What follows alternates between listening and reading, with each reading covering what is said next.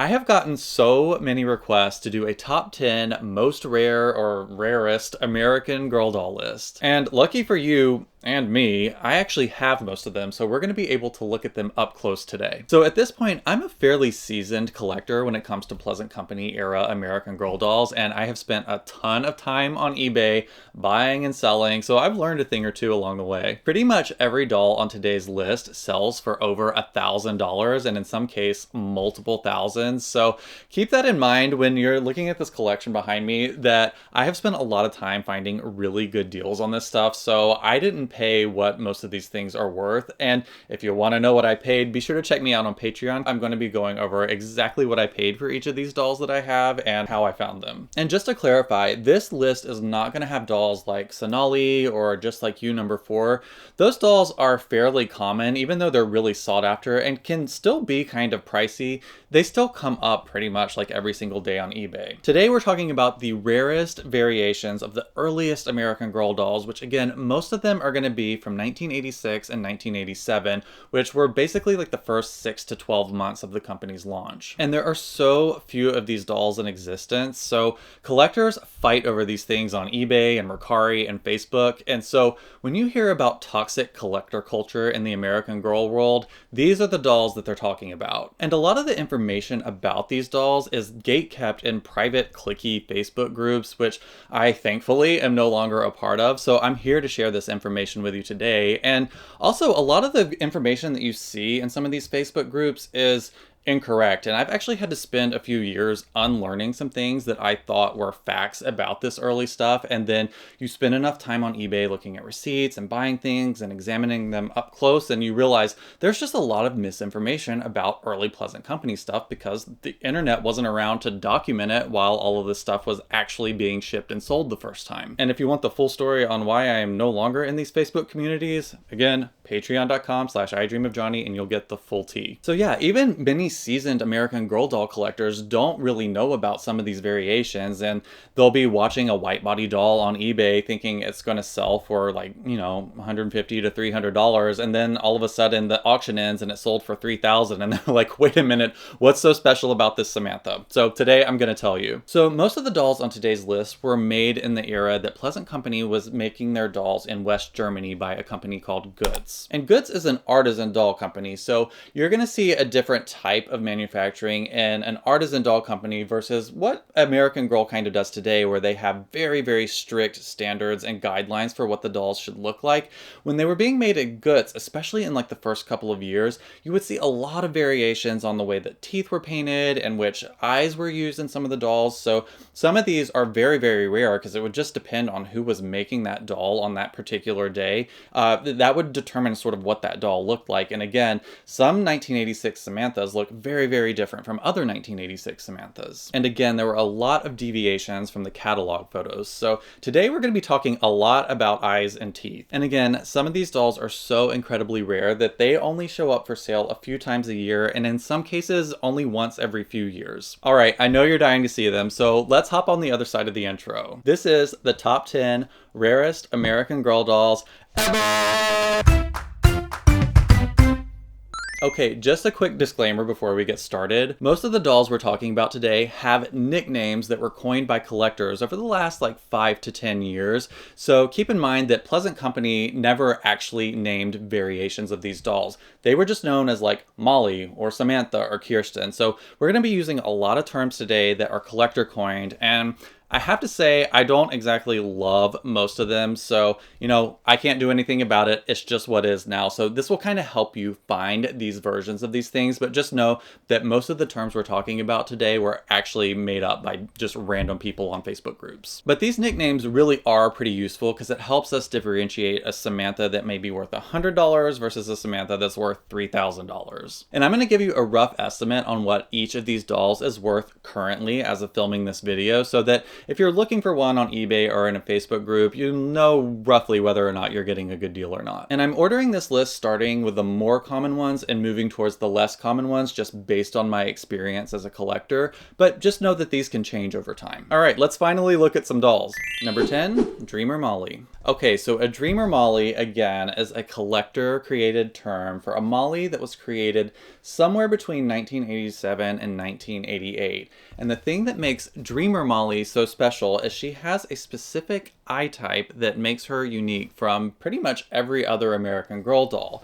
So her irises are actually 1 millimeter smaller in diameter than the standard American Girl doll eyes, which kind of gives her an off in the distance kind of gaze. In most cases, sometimes she looks, a little bit like she is disassociating, but you can typically kind of see the whites under the irises of her eyes, but that's not actually the thing that makes her a dreamer. The thing that makes her a dreamer is the specific eye part, again, that is technically a 9 millimeter eye instead of the 10 millimeter eye, I think, or it might be 8 millimeter versus 9 millimeter, but I'll have to check my notes. But anyway, that is what makes her so special. She's pretty much exactly like any other 87 or 88 Molly, but she just has one specific eye part that was just so rarely used. And again, I think it's mainly because they were probably having a lot of problems with stock, especially in like 87 and 88 when Pleasant Company was growing so fast. You'll see a lot of substitutions in their line, not just with the dolls, but also in the accessories as well. So I kind of have a sneaking suspicion that they were out of gray eyes and they just swapped in this version of the eye at the goods factory just so they could fill a purchase order. So I think that's why this doll exists. But anyway, I believe they made her twice. So I think they did her once in 1987 and then again in 1988. And there are two different versions of the glasses that come with her as well. So this version has the lensless glasses with the elastic that's used to hold them on her head. That's the first edition glasses that most of the Mollies that we're going to talk about today will have. And they stopped making this type of glasses in 1988. And then in 1988 is when we start to see glasses with lenses in them. So you can get a Dreamer Molly with either version of the glasses, but you just want to notice that her eyes, again, it's kind of hard to recognize on eBay. Again, this is a seasoned collector kind of thing. You just kind of have to learn how to look out for these. But yeah, they sort of just have like a beady little gaze into the distance. And some people hate them and some people love them. I personally really love them. So right now, Dreamer Mollies on eBay are fetching somewhere around $1,200 to $1,500. And they come up somewhat often. I feel like lately I've been seeing them come up like once every month or two.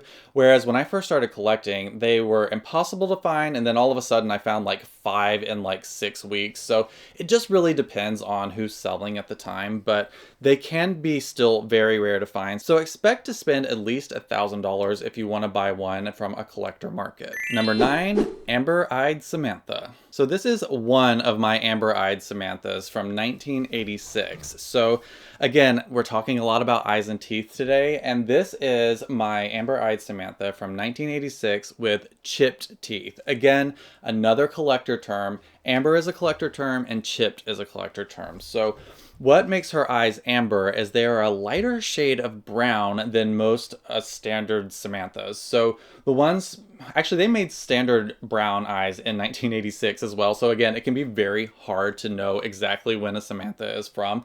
But Amber-Eyed Samanthas are going to be sold, or were sold, in 1986 and 1987. And they can either have what collectors call chipped teeth or big teeth. So this version is a chipped tooth version. So her teeth are really small and they have paint filling in the gaps in between her teeth.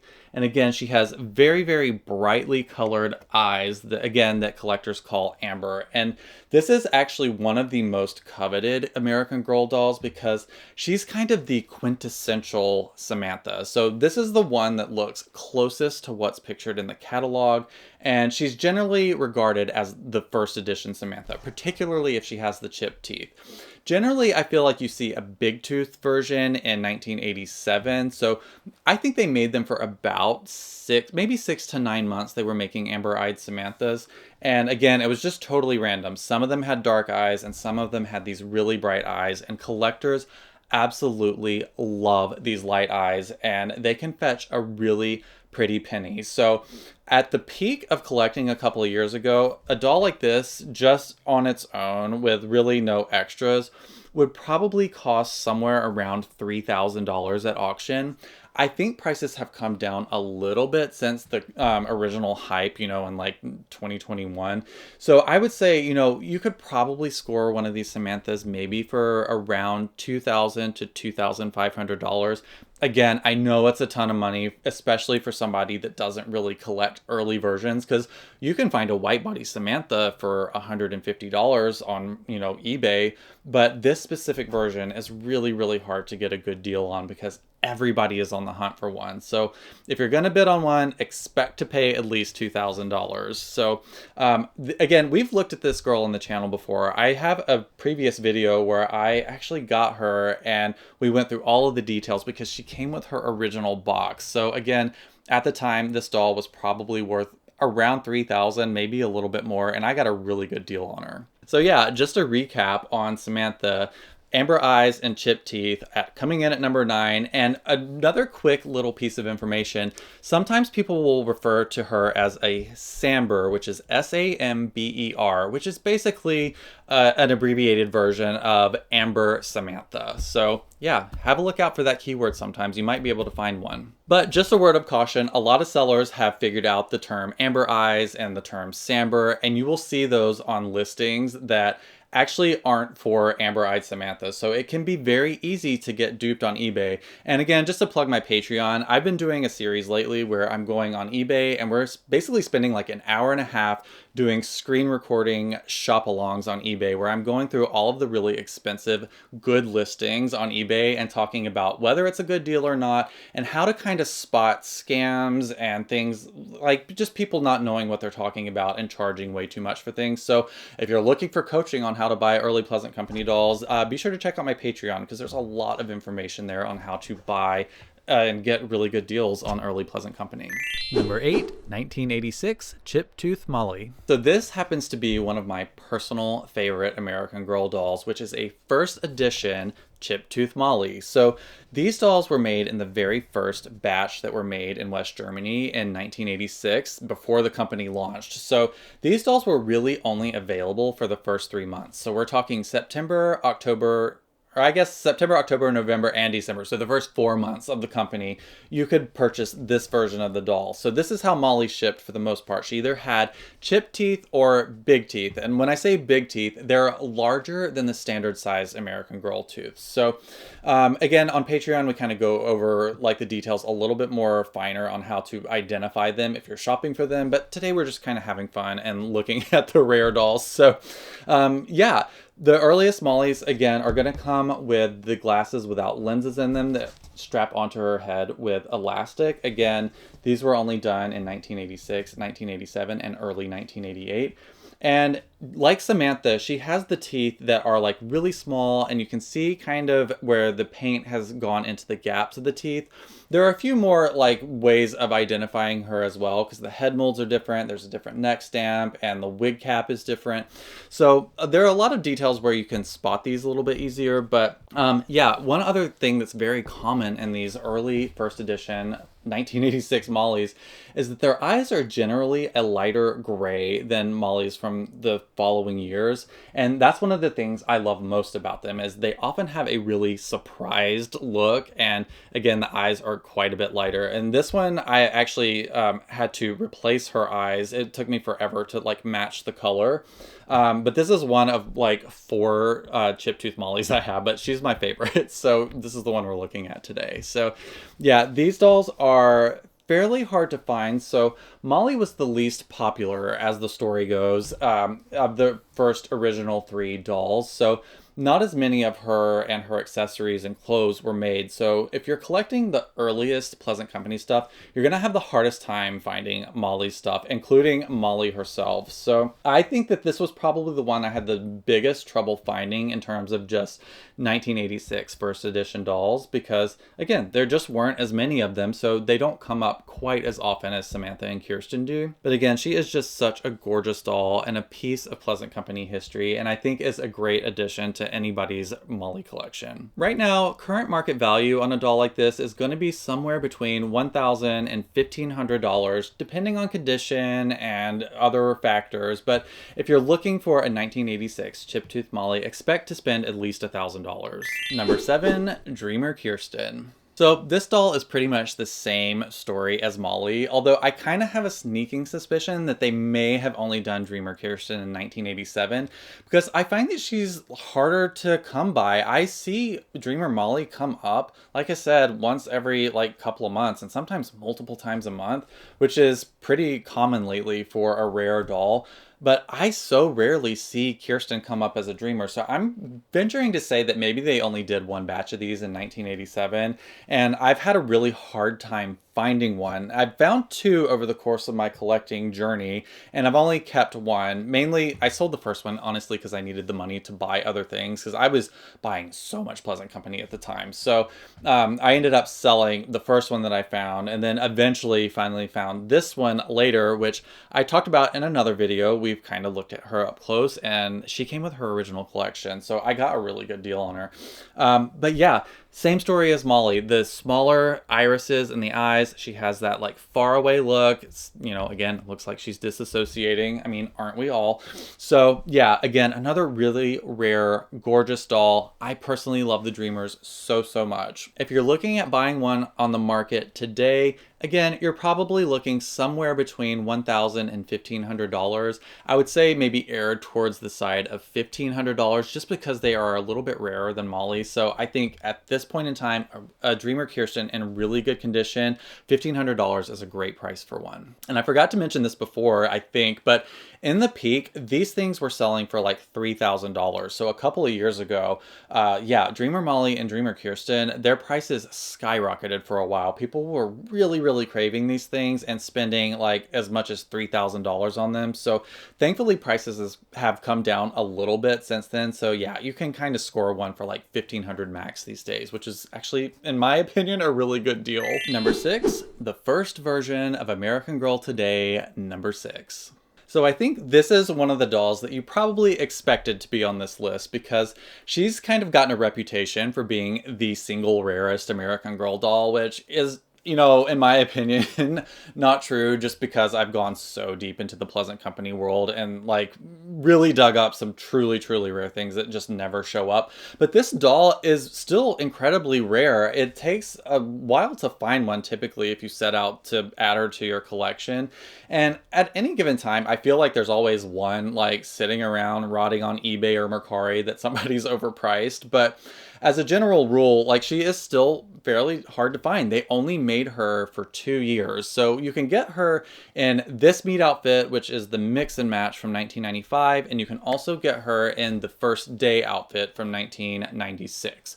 So she's an incredibly beautiful doll, although I have to say I've seen some pretty ugly ones. So it took me a long time to find the perfect one to add to my collection because I recently started collecting the Girl of Today line again this year. So yeah, I was really happy to finally find one that I loved the look of and got for a really good deal. But as of right now on the market, you're looking at paying somewhere around $1,000 for her. Now that might go up or down. I swear I saw one sell just yesterday on eBay for $1,800 or $1,900, but again, that's very high for this doll. I would expect her to have the original box and everything be in mint condition to pay that much. I would say if you're looking to buy one and just looking at market value, you're probably looking to spend, $1,000 more or less. So yeah, they changed number 6's appearance in 1997, I believe, and they basically gave her green eyes and blonde hair. So she looked completely different from there. So yeah, this is one of the ones that people really seek out. If you collect American Girl of Today, this is one of the rarest American Girl of Today dolls. So yeah, even though number 6 is incredibly rare, I think that there is one other American Girl of Today doll that's even rarer than she is. And that is number 5, the first version of American Girl of Today, number 18. So before all of y'all crawl into my comments trying to tell me that this is number 1, this is actually number 18. So the first version of number 18 did not have bangs. In fact, she was so similar to number 1 that the only difference between the two dolls is that number 18 had light brown eyes that are a perfect match to Addie, and number 1 has the dark brown eyes, which are pretty much the same color as number 6 that we just looked at previously. Number 18 is so incredibly rare. Even the second version of her is super rare, and she is my personal favorite American Girl of Today doll. I just think she is so pretty. And I gotta say, it took me years to find this doll, and it was an accident. So a lot of times people will list these dolls as Addie, and you can luck out and get a really good deal on either her or number 1 because they use the same face mold. And to some people that, you know, especially people that are just finding these at thrift stores, you know, they don't know the difference. So you can find a good deal on these. And there aren't very many differences to this doll and Addie. The main two are that she does not have a part in the center of her hair, and she also does not have earrings. And that's the thing to look out for, is number 18 is not going to have holes in her ears. So I have to say, I think this is the rarest American Girl of Today doll, at least up to number 20. I don't really pay much attention to anything after number 20. But as far as like what comes up often and what doesn't, you almost never see a first version of 18 show up, like literally ever. So for that reason, it's hard to figure out an exact current value for her. There is one currently listed on Mercari that looks to be in pretty good shape, and it's been hovering somewhere around $1,500-$1,600 plus fees. So the seller is asking closer to $2,000 for her. So I would say she's worth less than $2,000. But I have to say, you know, based on number 6 and what she goes for, if you really want a number 18, again, the first version, I would say you're probably going to spend at least $1,000 on her. You might have to spend as much as $1,500. Hopefully I'm not like inflating the market by saying that, but if I had 2 dolls in front of me, one of them was the first version of number 6, and the other one was the first version of number 18, I'm going to go with this one every single time because, again, she is so much rarer than number 6, and I just think that that warrants a higher price. So I would say maybe at most pay $1,500 for her, but if you can snag her for under $1,000, I would go ahead and grab her. Number 4, Spooky-Eyed Kirsten. So this is the rarest unsigned version of Kirsten in existence, in my opinion. They almost never come up, and to be perfectly truthful with y'all, this is a custom. So this is actually an original 1986 chip tooth doll, but actually, it was originally a Samantha that was so busted that she needed to be completely rehabbed. And I thought, let's just take the opportunity to make, again, spooky-eyed is, or just spooky is a collector term. I absolutely hate that term. I didn't come up with it, but it's what everybody's saying, so I have to roll with it. But yeah, I ended up giving her a new wig and swapping her eyes out from a different doll line. I need to be careful with it. Like, I don't want to teach people how to make fakes because, you know, it's super unethical, obviously. So, you know, I did this for my own personal collection just to kind of be a placeholder until I ultimately find one. So yeah, even though this isn't a real one, she looks incredibly close to an authentic one, which is why I'm showing her today.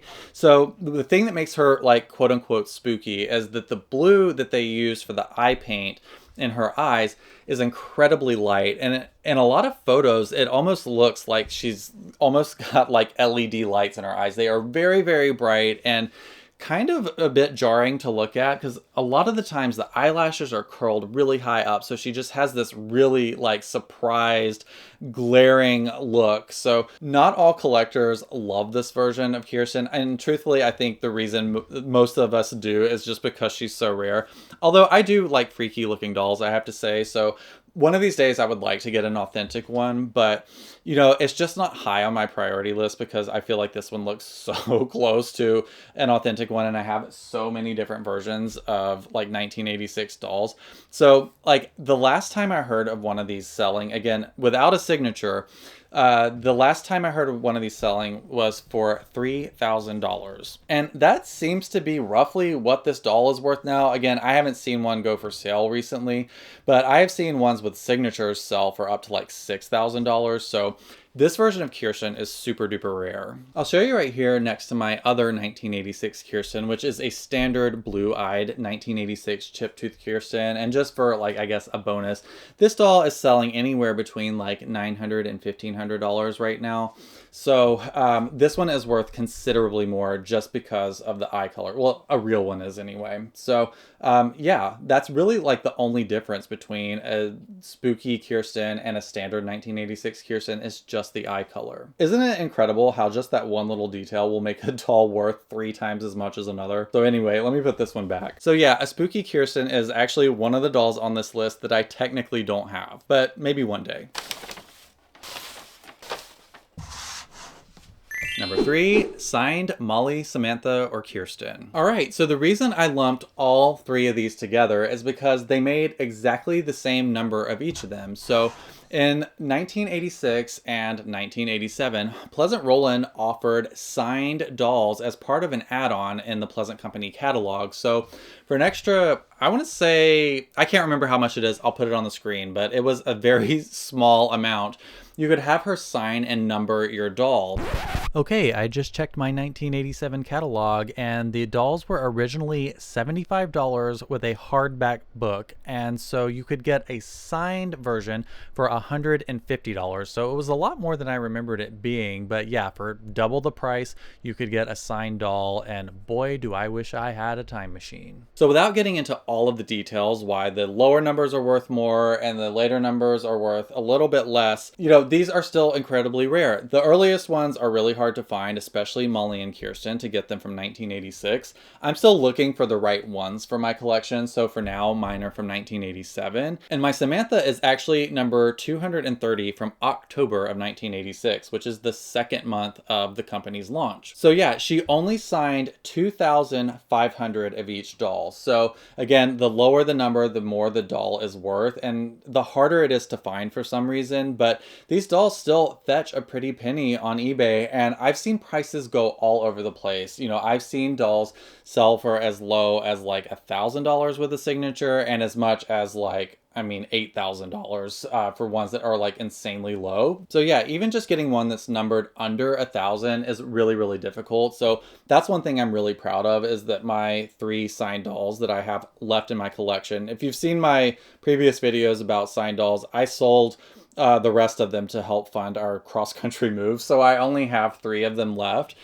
So I kept my favorite 3. And so yeah, signed dolls are incredibly coveted because again, it has that personal touch from the founder of the company, Pleasant Rowland. So they're still, for the most part, maintaining their value over the years. Admittedly, these 2 need a little bit of work. I mean, poor Molly's bangs are not even attached.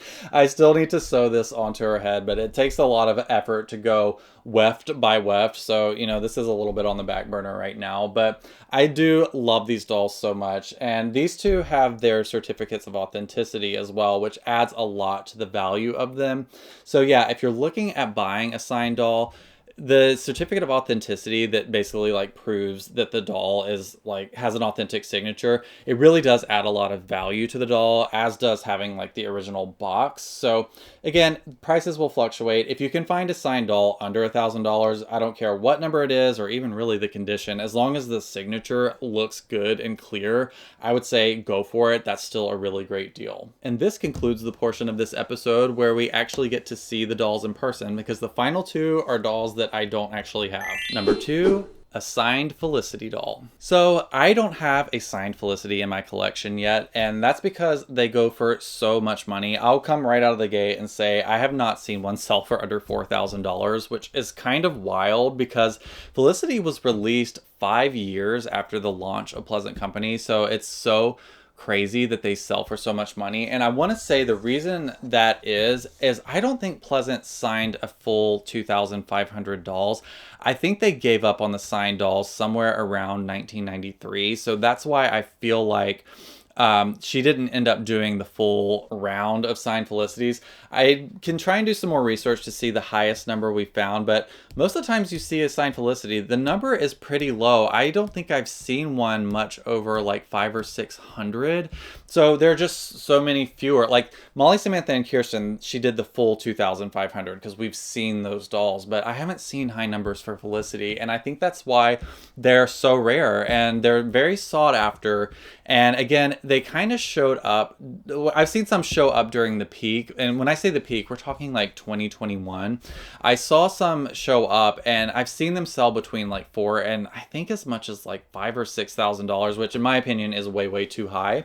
I was actually offered one at one point because I would like to have one in my collection, but I believe the seller was asking $5,000, and the number was like, it wasn't like number 1 or like number under the number 10. So for the number and what they were asking for it, it was too high. But I've seen Felicity sell signed for like $4,000 or $5,000. One of these days I will probably try and add one to my collection. It's not a high priority. I would way rather spend that money on other things, but it would really be a true treasure to have. Again, they're incredibly rare. And coming in at number 1, a signed Addie doll. So this is the doll I pretty much never ever see for sale. So again, I think Pleasant Rowland gave up on signing the dolls somewhere around 1993, maybe early 1994, but I haven't seen many signed Addie dolls at all, and the ones I have seen have extremely low numbers. So that leads me to believe that she didn't sign more than like 100 of them maybe. Again, I'll try and dig around some, but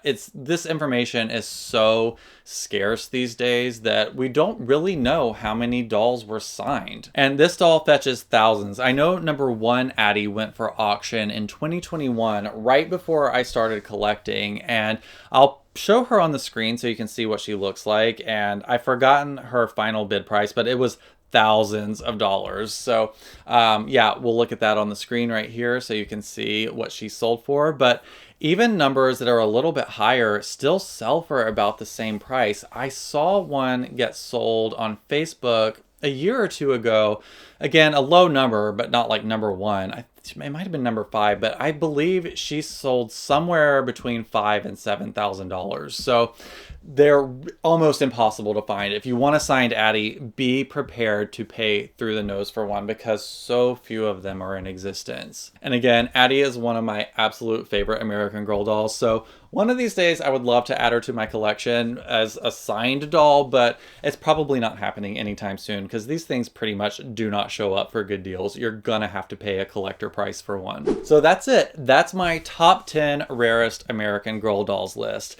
I'm curious if you have any objections. Let me know in the comments if you think I've left something out. But again, I think it's so fun to go through all of these early dolls and talk about like all of these fine little details that makes a doll worth $100 versus $3,000. And like I said, sometimes it's just the difference between a shade of blue or like a brush stroke on their tooth paint. So it's really interesting to dive into. Be sure to check me out on Patreon because for today's video, I went through every single doll that I had on this list and said exactly how much I paid for her and how I found her. There's also hours and hours of extra content on my Patreon channel where, again, a lot of things about shopping on eBay, like how to find dolls like this in the first place and what to pay for, pitfalls to look out for. And again, I just have a chatty podcast that I do pretty much every week talking about American Girl news and rumors and gossip and all of that fun stuff. And I do most of my mail unboxings on Patreon these days, so be sure to check it out. It's a really great way to help support my channel so I can keep making doll videos. Another great way to support my channel is checking out my shop at idreamofjohnny.com, where there's tons of really awesome merch. A lot of it is doll related, some of it is 80s and 90s nostalgia related, and again, a really great way to help support me so I can keep doing this. You can find it at idreamofjohnny.com. All right, if you want to find me in other places on the internet, I'm on Instagram and TikTok at idreamofjohnny. And if you want to keep hanging out on YouTube, you could watch this video right here that YouTube thinks you'll love, and who knows, it might just cure your depression. So I hope to see you there. Bye.